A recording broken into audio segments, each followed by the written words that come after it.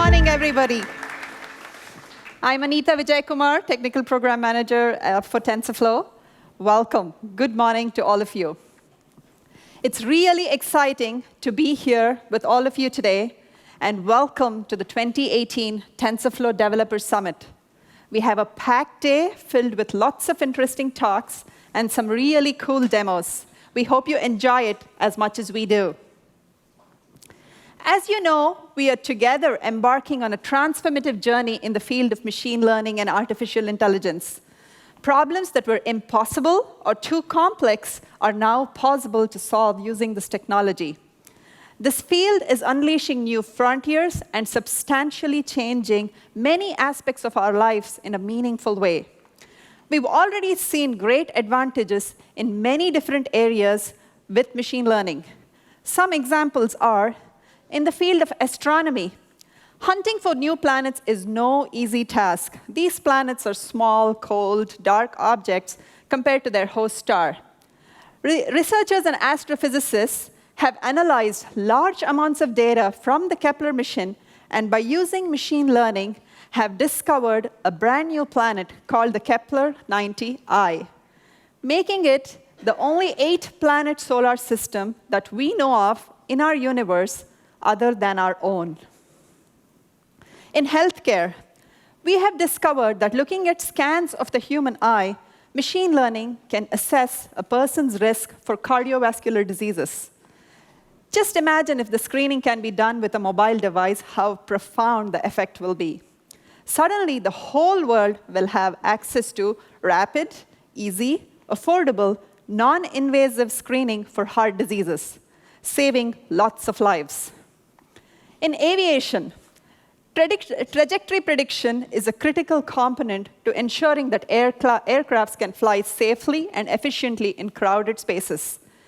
Engineers and air traffic controllers in Europe are using machine learning to predict the trajectory of a flight through the airspaces of Belgium, Luxembourg, Germany, and the Netherlands. This has more than 1.8 million flights per year and is one of the most dense and complex airspaces in the world. In dairy farming, we know that a cow's health is vital to the survival of the dairy industry. And folks at Connectera, a company in the Netherlands, wondered if they can use machine learning to track the health of cows and being able to provide insights to farmers and veterinarians on actions to be taken to ensure we have happy, healthy cows that are high-yielding. So we now have happy cows not only from California, but also the Netherlands. Fighting climate change.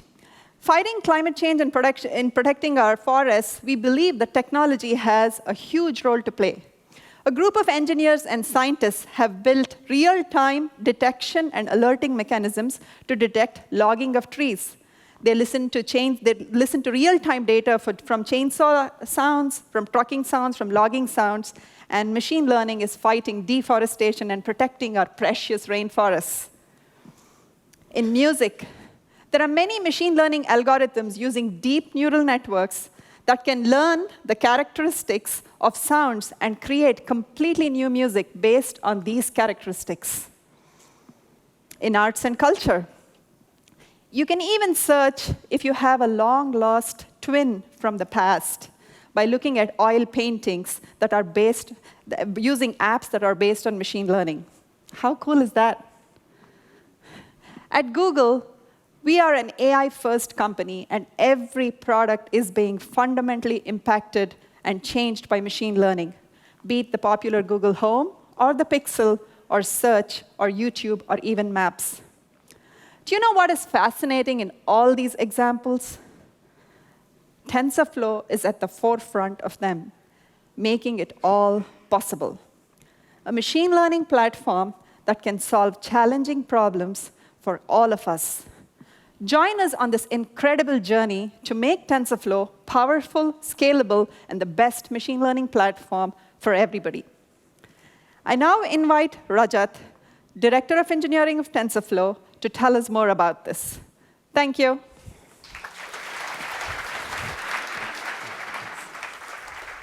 Hello, everyone. Good morning. Thanks, Anita. So let's take a look at what we've been doing over the last 2 years. It's been really amazing. With lots of new releases, we've seen the popularity of TensorFlow really grow over the last 2 years. Especially over the last year, we've focused on making TensorFlow easy to use. And with release of higher-level APIs, like TF Data and TF Keras, and new programming paradigms like eager execution really continue to make that easier. Earlier this year, we hit the milestone of 11 million downloads. Really excited to see how much users are using this and how much impact it's having in the world. So here's a map showing self-identified locations of folks on GitHub that have started TensorFlow. And you can see that it goes all the way up to the Arctic Circle with Tromsø in Norway, and all the way south down to Deception Island, which is part of Antarctica. In fact, TensorFlow is used in every single time zone in the world. An important part of any open source project are the contributors themselves. The community is made of the people who make this project successful. I'm excited to see over 1,000 contributors from outside Google who are making contributions not just by improving code, but also by helping the rest of the community by answering questions, responding to queries, and so on. Our commitment to this community is by sharing our direction in our roadmap, inviting public participation on design direction, and by creating SIGs that help focus collaboration on the key needs, like build-in packaging, TensorBoard. Ed will be talking more about this in detail later this afternoon. Today, we are launching a new TensorFlow blog. We'll be sharing work by the team and the community on this blog, and we would like to invite you to participate in this as well. We're also launching a new YouTube channel for TensorFlow that brings together all the great content that's been created for TensorFlow. Again, all of these are for the community to really help build and communicate. All day today, we'll be sharing a number of posts on the blog and videos on the channel. The talks you're hearing here will be made available there as well, along with lots of conversations and interviews with the speakers. To make reuse and sharing easier, today we are launching TensorFlow Hub. This library of model components is easy to integrate into your models with just a single line of code. Again, goes back to really making things easy for you. Machine learning is important and powerful, as you saw. We care about bringing it to more and more people. As part of this effort, we recently released a machine learning crash course focused on introducing this to a much broader audience. The same course that's trained thousands of Googlers in machine learning and allows us to integrate ML into everything we build is now available to everyone. TensorFlow started as a library for numerical computation with a focus on deep learning and neural networks. Since the early release, it's grown to include a very rich collection of machine learning algorithms. It includes popular algorithms like linear regressions and decision trees, commonly used for many structured data classification problems. There's also a very broad collection of state-of-the-art tools for stats and Bayesian analysis in the TF probability library, and several new additions are being released today. You can check out the blog post and website for more details.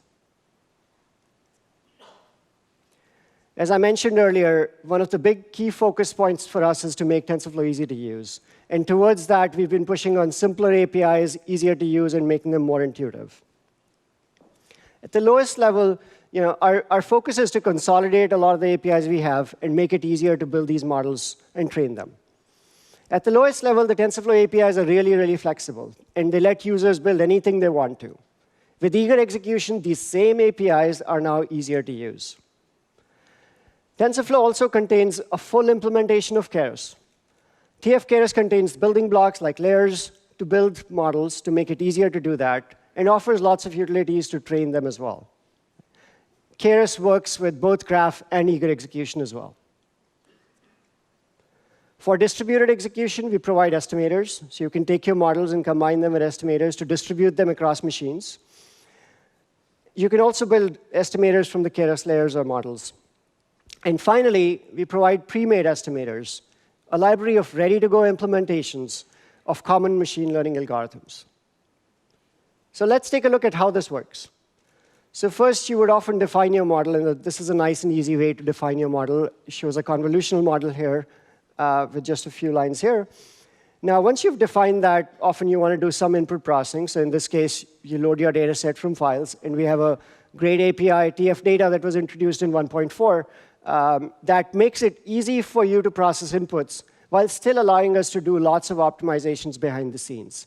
And you'll see a lot more detail on this later today as well. Once you have those, the model and the input data, now you can put them together by iterating over the data set, computing gradients, and updating the parameters themselves. As you can see here, you really just need a few lines of Python to put these together. And in fact, it runs just as Python does, and you can use your Python debugger to debug that and solve problems as well. Of course, you can do it in even fewer lines by just using the predefined utilities that we have with Keras. In this case, it executes the model as a graph with all the additional optimizations that come with it. Now, this is great for a single machine or a single device. Now, often, given the heavy computation needs for deep learning or machine learning, we want to use more than one accelerator or GPU or machines themselves. So for that, we have estimators. Taking the same model that you defined, the same data sets that you had, you can build an estimator and really use that to train across this cluster or across the multiple devices on a single machine. That's great. Why not use a cluster? Why use just a single box if you can actually train faster with that? This picture shows a TPU pod used for training ML models at scale. And again, the focus is to really take everything you've been doing and just build a TPU estimator that allows you to scale that same model across this entire supercomputer. And then finally, once you've trained that model, you can use that one line at the bottom to export that for deployment itself. So deployment is important. You often do that in data centers. But more and more, we are seeing the need to deploy this on the phones, on other devices as well. And so for that, we have TensorFlow Lite. The model that we just exported, we have a script to really convert that to a custom format that's designed for devices, that's lightweight, and it's really fast to get started with. And then once you have that format, you can include that in your application, integrate TensorFlow Lite with a few lines here, and get going. You basically have an application that can do ML predictions and include ML in whatever tasks you want to perform. So TensorFlow runs not just on many platforms, but in many languages as well. Today, I'm excited to add Swift to the mix. And it brings with it a fresh approach to machine learning. Don't miss the talk by Chris Latner this afternoon that covers the exciting details of how we are envisioning this platform. JavaScript is a language that's synonymous with the web development community. I'm excited to announce TensorFlow.js. It's bringing machine learning to this growing community of exciting web developers. So let's take a brief look at this. It brings the same TensorFlow operations that you're used to into JavaScript, where you can call them just as plain JavaScript code, along with a full-fledged Layers API on top. It also includes full support for TensorFlow and Keras models, so you can pick the most appropriate development and deployment environment that works for you. So you can start in one place, go to the other, whichever way you want. And under the covers, these APIs are accelerated in the browser via WebGL. And then the Node.js support is coming soon, which will give you the power of all of TensorFlow to accelerate on CPUs and GPUs as well. And with that, I would like to invite Megan Kacholia, Engineering Director at Google Brain, who leads our performance efforts, to talk a bit more about how TensorFlow does performance. Thank you. All right. Thanks, Rajat. So performance across all platforms is critical to TensorFlow's success. First, I want to take a quick step back and just talk about some of the things that we think about when we're measuring and assessing TensorFlow's performance. One of the things we try to do is focus on real-world data and time to accuracy. It's really important to have reproducible benchmarks. We want to make sure those benchmarks are actually realistic of the workloads and types of things that users like you are actually doing on a day-to-day basis. Another thing, like Rajat talked about, is that we want to make sure we have clean APIs. And we don't want to have like a fast version and a pretty version of something. The fast version is the pretty version. And so all of these APIs that we're talking about, like Rajat has mentioned, that we're going to be talking about through various talks throughout the day today, these are the things you can use to get the best performance out of TensorFlow so that you don't have to worry about like which one is fast, which one is pretty. Use the pretty one, it is fast. You'll hear about TF data from Derek right after the keynote, as well as distribution strategy from Igor later today. And these are just some great examples of things we've been pushing on to ensure good performance and clean APIs. So in general, we want to ensure that you have great performance regardless of what type of platform you might be making use of. Whether it's a large data center, like what's shown here, or maybe you're using something like what's shown on the image here. You have a GPU or a CPU box under your desk. Maybe you're making use of a cloud platform, or mobile, or an embedded device. Regardless of the type of hardware you're making use of, we want to make sure that TensorFlow performs well across all of them. So now getting to some numbers, because what is a performance talk if I don't show you slides and numbers? So first, let's look at things on the mobile side. So this is highlighting TensorFlow Lite performance. So TensorFlow Lite we initially released last fall, and there's going to be a talk giving a lot more detail just about how it works and the things we were thinking of when making it later today by Sarah. But I wanted to call out just here the speedups that we see in inference. So a 3x inference speedup when using TensorFlow Lite quantized versus standard TensorFlow Lite for some of the models called out here. And again, it's critical to have strong performance regardless of what platform you're working on. And we're really excited to be able to see these gains in mobile. And looking past mobile, just beyond, there are a number of companies in the hardware space which continues to expand. And the contributions that come out of the collaborations that we have with these companies, the contributions they give back to TensorFlow and back to the community at large, are critical to making sure that TensorFlow performs well on these specific platforms for the users that each group really cares about. One of the first ones I want to highlight is Intel. So there's the Intel MKL DNN library, which is open sourced, and it's highly optimized for TensorFlow. So by making use of this open source library, we're able to achieve a 3x inference speedup on various Intel platforms. I've called out Broadwell and Skylake here, as well as see great scaling efficiency on training. And again, this is one of those things that really highlights how important it is to have strong collaborations with different folks in the community. And we're really excited to be able to see things like this that can go back to all the users. I wanted to call out a few of the collaborations we've had with NVIDIA as well. So one of the first things that we're excited about is TensorRT. TensorRT is an inference optimizer and a runtime for GPU platforms. We've been collaborating very closely with NVIDIA on TensorRT. TensorRT has been around for a little while, but with the TensorFlow 1.7 release, we now have native support for TensorRT built in, and that means you can get low latency, high throughput inference. So here you can see an 8x inference speedup when making use of TensorRT versus just using native FP32 with standard TensorFlow. So it's great, again, to see these types of collaborations that can be done and the contributions come back and the great numbers that can be delivered by it. Looking past inference and going on to some of the training things, so mixed precision training is really important. As faster and more powerful hardware comes out, some of it is optimized such that if you use mixed precision or FP16 support, that's how you'll get the best out of that hardware. One example of this is the Tesla V100 that NVIDIA has. So we've been working closely to make sure that we have this strong mixed precision training support so that way you can get the best performance out of that hardware. So here you can see a 3.5x training speedup. So this is on an 8x Tesla V100 box.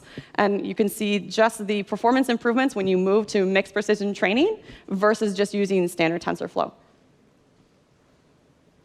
Scaling efficiency is really important as well. Obviously, we want to make sure TensorFlow performs well. Maybe you have a single GPU, but it should keep going regardless of how many things that you throw at it. So we want to make sure that, again, looking at examples for real-world data as well as synthetic data, it's great to benchmark on synthetic data, but it's very important to make sure real-world use cases actually perform as we expect as well. So here we're showing 90% scaling efficiency with real data, 95% with synthetic data, and this is, again, on a DGX1, so an NVIDIA box that has, a V100 box that has between 1 and 8 GPUs, and you can kind of see the scaling here. But this is something that we care a lot about, and you're actually going to hear more about how to get easier scaling efficiency by making use of some of our internal APIs later today as well. Moving on to cloud frameworks, I want to talk a little bit about cloud TPUs. So cloud TPUs was launched in beta in February, so just a month and a half ago. This is Google's V2 TPU, so it's designed from the ground up for machine learning workloads, and it's available via Google's cloud platform, like I mentioned. It's really exciting to look at some of the numbers here. So this picture is actually showing a device, and on a single device, you're able to get 180 teraflops of computation. But it's not just about the compute power. It's about what you can actually do on this, right? It doesn't really matter if you have amazing compute power, but you can't run the types of models that you want. So I want to highlight the types of models reference models that we've already open sourced that are available today, as well as a bunch more types of models that are coming soon. Again, just to highlight the breadth of things that you can run on this type of hardware and get great performance, as well as great accuracy. We actually have an internal team that is continually making sure that these models perform well, they perform fast, and that they also are training to accuracy in the expected amount of time. So it's not just about putting a model out there and open sourcing it and saying, here, go with it. It's about making sure it actually works as the community would expect it to work. Again, some numbers, because what good is it if I don't show any numbers in the performance talk? So one of the numbers here I want to call out on this slide is just that for cloud TPUs, the cost to train ImageNet to 76% accuracy is under $85. And we think it's really exciting to be able to just see what you can achieve by making use of this platform. I also want to call out, if you want more numbers than what's shown here, you can definitely take a look at the Dawnbench entry that cloud TPUs submitted for the ImageNet training. One final exciting thing I want to call out about cloud TPUs is the availability of pods, which will be coming later this year. So what's a pod? A pod is actually 64 of the devices, like I showed earlier, all wired up together, and you get about 11.5 petaflops of computation in a pod. So that's a lot of compute power that is going to be available in this. And what can you do with that compute power? One of the things that the team has been pushing on is training ResNet 50 on a cloud TPU pod to accuracy in less than 15 minutes. So we're very excited just to be able to see what can be done with this type of hardware and just the amazing speed that you can get that wasn't really possible before. So Rajat's talked about the APIs and just the ease of use and things we're focusing on. I've given you some fun numbers, but what happens when you put it together? What can TensorFlow actually do? So I want to invite Jeff Dean, who is the leader of the Brain team, to come up and talk a bit more about how TensorFlow addresses real problems. All you. Thanks. Thanks, Megan. So I think one of the really remarkable things about machine learning is its capacity to solve real problems in the world. And we've seen tremendous progress in the last 2 years. In 2008, though, the US National Academy of Engineering put out this list of grand engineering challenges that they were hoping would be solved by the end of the 21st century. It's 14 different challenges. And I think it's a really nice list of things we should be aspiring to work on as a society. You know, if we solved all these problems, our planet would be healthier, people would live longer, they would be happier, and generally things would be better. I think machine learning actually is going to help us in all of these things, some in small ways where you see machine learning influencing our understanding of chemical molecules and so on, some in very major ways. So I'm going to talk about 2 of these today, but I think machine learning will actually be a key to helping us attack all of these different areas. The 2 I'm going to talk about are engineering the tools for scientific discovery and advancing health informatics. So first, engineering the tools for scientific discovery. Clearly machine learning is going to be a big component of what we do to solve some of these challenges. And TensorFlow itself, you can think of as a tool for helping us engineer some of these discoveries. But one of the things that I think is really important is that there's a lot more opportunity for machine learning than there is machine learning expertise in the world. The way you solve a machine learning problem today is you have some data, you have some computation, maybe GPUs or TPUs or CPUs or whatever, and then you have a machine learning expert, someone who's taken maybe a graduate class in machine learning, someone who's downloaded TensorFlow and is familiar enough to play around with it. But that's a pretty small set of people in the world. And then you stir all this together, and you get a solution, hopefully. So that's the unfortunate thing about that is there's probably tens of thousands of organizations in the world today that are actually effectively using machine learning in production environments and really making use of it to solve problems. But there's probably tens of millions of organizations in the world that have data in an electronic form that could be used for machine learning but don't really have the internal expertise and skills. So one of the things we're excited about is how can we make machine learning much easier to use so that you don't need nearly as much expertise to apply it. So can we use computation to replace a lot of the need for that machine learning expertise? So we've been working on a technique, a suite of techniques that we call AutoML. And neural architecture search is one example of this. One of the things a machine learning expert does is they sit down and they decide for a particular problem what kind of model structure they're going to use for this problem. Is it going to be a ResNet 50 architecture? Is it going to be a 9-layer CNN with these kinds of filter sizes, and so on? It turns out that you can use machine learning to optimize a controller that proposes machine learning models. And so you can actually have the controller propose machine learning models, train those models on the problem you care about, see which ones work well and which ones don't, and then use that feedback signal as a reinforcement learning signal for the model generating model. It can sort of steer it towards models that are working well for particular kinds of problems and away from the part of the space where those models don't seem to really work very well. And if you repeat this a lot of times, you can actually get really, really powerful, high-quality models. And they look a little weird. So this is not something a human machine learning expert would sit down and sort of construct. But it has characteristics of things we know that human machine learning experts have discovered are helpful. So if you think of the ResNet architecture, it has these skip connections that allow you to skip every other layer. And so these sort of more organic-looking kinds of connections are the same fundamental idea, which is you want to allow input data to flow more directly to the output without necessarily going through as much computational layers. So the interesting thing is AutoML actually does quite well here. So every dot here, this is a graph showing computational cost versus accuracy for ImageNet. And every dot here shows you different kinds of trade-offs there. And generally, as you expend more computation, you get higher accuracy. But every dot here is sort of the work of years of effort, cumulative effort by top machine learning researchers and computer vision experts in the world. And if you look at AutoML, if you run AutoML, you actually get better accuracy and better computational trade-offs than all of those kinds of models. That's true both at the high end, where you care about utmost accuracy and don't care that much about computational budget.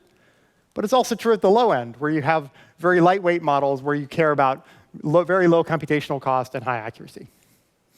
So that's pretty exciting. I think this is a real opportunity to use more computation to solve real machine learning problems in a much more automated way so that we can solve more problems more quickly. We've actually released this in collaboration with the cloud group at Google as a product that customers can use for solving their own computer vision problems. And obviously, we want to broaden it out from beyond just computer vision to lots of other kinds of categories of problems. OK, advanced health informatics. So machine learning and healthcare is going to be a really impactful combination. One of the areas that we've been working on is a variety of different medical imaging problems, including one problem in ophthalmology, where you're trying to look at an image like this and diagnose whether that image shows signs of diabetic retinopathy. This is a serious degenerative eye disease. 400 million people are at risk of this around the world. And it's very treatable if it's caught in time. But if it's not caught in time, you can actually suffer vision loss. And there often, in many parts of the world, there just aren't enough ophthalmologists to inspect these images. And so we've done work, and with work that we published in the very end of 2016, we showed that we had a model that was on par with board-certified ophthalmologists. And since then, we've been continuing to work on this, and we've changed how we sort of label our training data. We've gotten retinal specialists to label the training data rather than general ophthalmologists. And now we actually have a model that is on par with retinal specialists. This is a much higher standard of care. And we're pretty excited about this, because this means you can bring this and deliver this to lots and lots of places around the world. But more interestingly, I'm going to tell you a little tale of scientific discovery. So we had a new person join the retinopathy team. And as a warm-up exercise, Lily Peng, who leads some of this work, said to this new person, hey, why don't you go off and then see if you can predict age and gender from these images? And she thought, maybe you can predict age within a couple of decades, and you definitely shouldn't be able to predict gender, so your AUC should be 0.5. So the person went off and came back a little while later, and they said, I can predict gender with AUC of 0.7. And Lily was like, that's weird. That must be wrong. Why don't you go off and come back later and just double check everything? So they come back, and they said, my AUC is now 0.85. And so that got us thinking.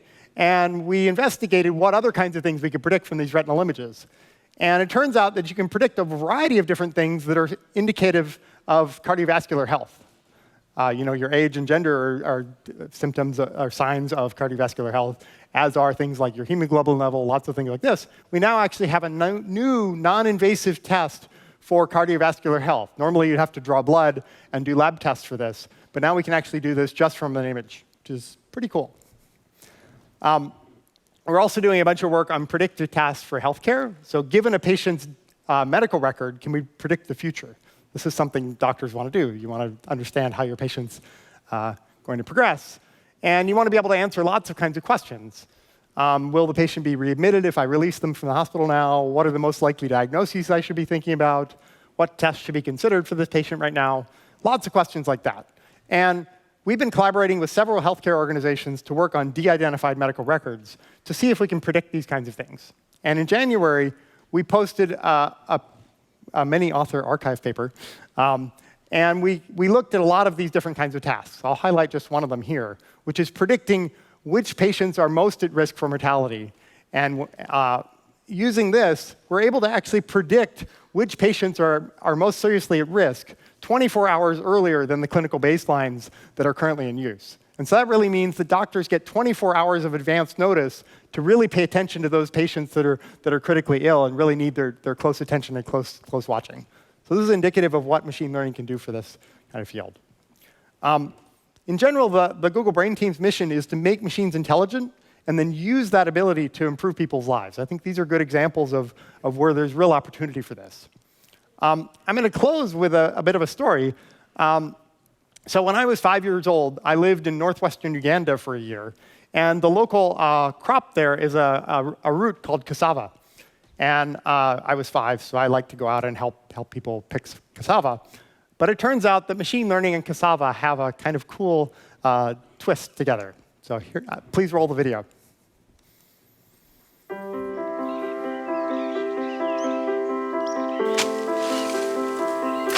Cassava is a really important crop. It provides for over 500 million Africans every day. When all other crops fail, farmers know that they could rely on their cassava plants to provide them food. There are several diseases that affect cassava, and these diseases make the roots unedible. It is very crucial to actually control and manage these diseases. So we're trying to use machine learning to respond to those diseases. And TensorFlow is the best foundation for our solutions. The app that we've designed can diagnose multiple diseases. It's called Nuru, Swahili for light, the light that farmers can use to see their problems and find solutions. You wave your phone over a specific leaf, look at it, and if it has a symptom, a box will pop up saying you have this problem. When you get a diagnosis, we have an option for you to get advice and learn about the best management practices. The object detection that we use through TensorFlow relies upon our team annotating images. We've collected over 5,000 high-quality images of different cassava diseases for this project. We use a single-shot detector model on a mobile net architecture. It's able to make predictions in less than 1 second. Instead of having to implement thousands of lines of code, TensorFlow provides a library of functions that allow us to build architectures in much less time.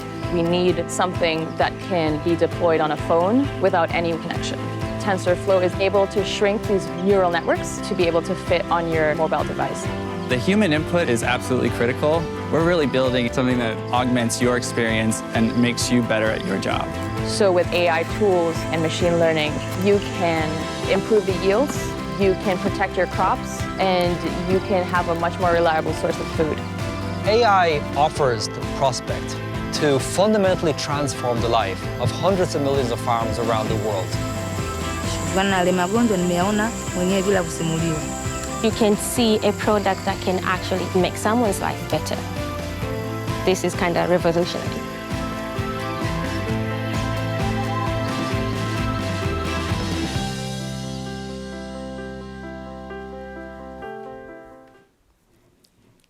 Pretty cool. And I think we have some members of the Penn State and IITA teams from Tanzania here today. So if you could all stand up or wave, and I'm sure they'd be happy to chat with you. Fantastic.